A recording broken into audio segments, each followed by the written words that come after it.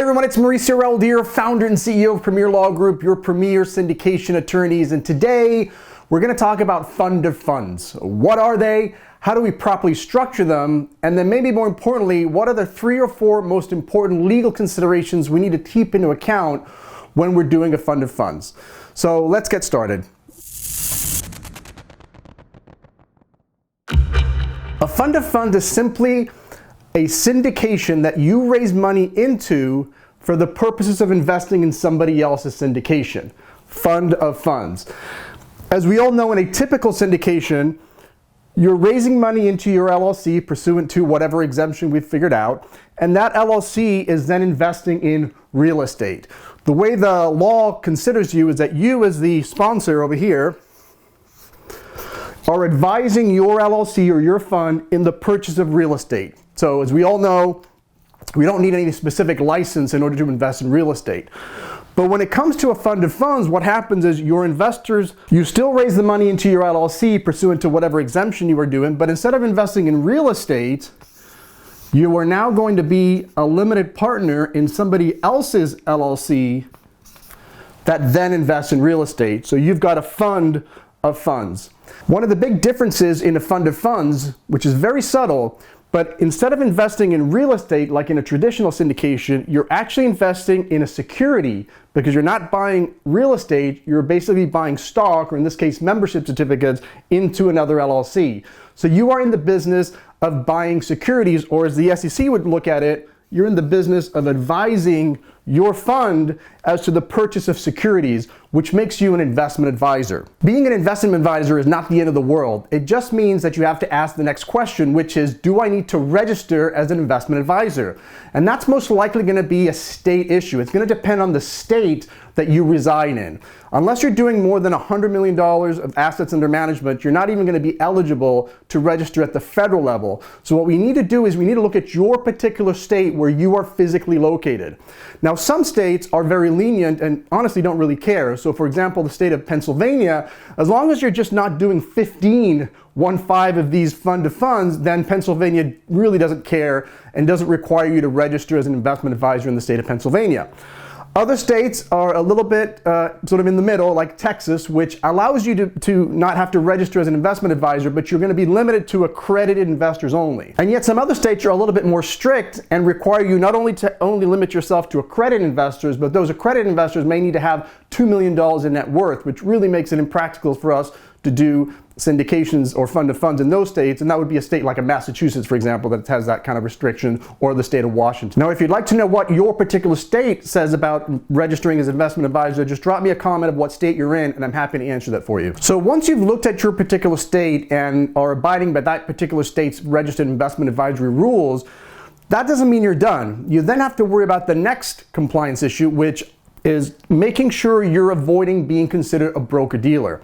If you're just setting up a fund of fund structure where you're raising capital and putting it into somebody else's deal, there's a risk that the SEC or any regulator may look at you as simply being the middle person, and what you're really doing is just raising money for the sub-syndicator. And so we need to make sure that we're not considered a broker-dealer and receiving what we would call disguised commission. Because if your syndicator is simply paying your fund and then that fund is paying you as a syndicator, it's going to look like a disguised commission, which will get you into trouble with the broker-dealer laws. And so that you've got to be adding value to your investors irrespective of the amount of money that you're raising. And typically the way we do that is by simply adding value to your investors.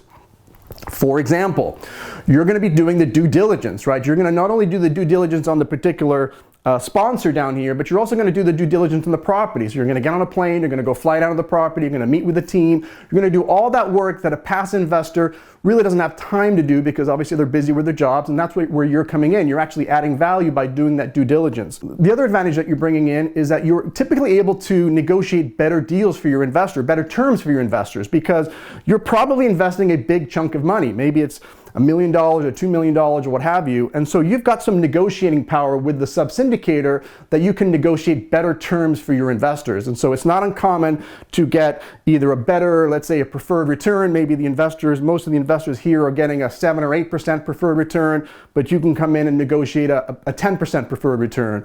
Or maybe instead of them taking a 20% carried interest, you get them to only take a 10% or a 15% carried interest, therefore generating more return for your investors. So that's another way that you can add value to investors. Another way is sometimes just the minimum investment.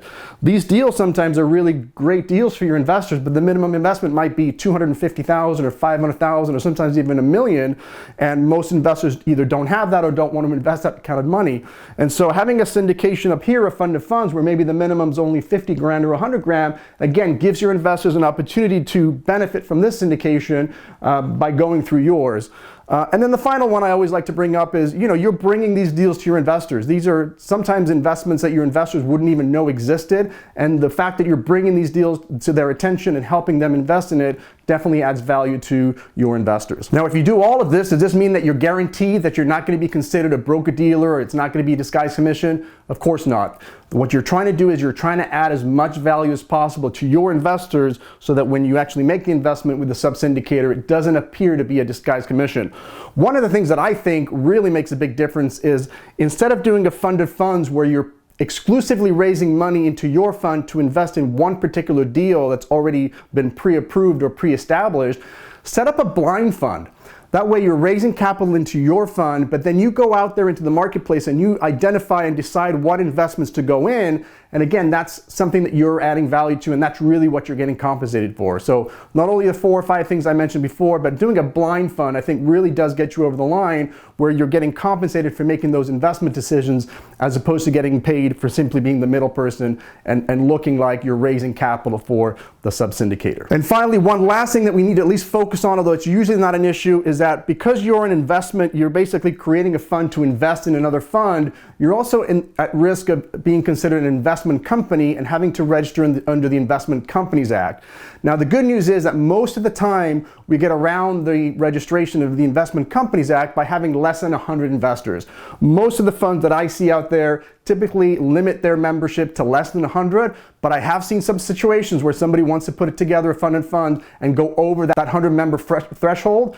And so we just need to be cognizant about that, because if you're over 100, then we can't rely on that 100 exemption. We need to come up with another exemption so we don't have to register under the Investment Companies Act, because doing that will definitely increase your amount of compliance that you have to go through. And one final thing I want to say is that just like in a traditional syndication, when you raise the capital into your own fund, you're going to be selling a security and you're going to have to figure out what exemption you're going to rely on, whether it's a 506B or a 506C or a Reg A or whatever the exemption is that you would have relied on. A typical exemption will also be relied upon in a fund of funds.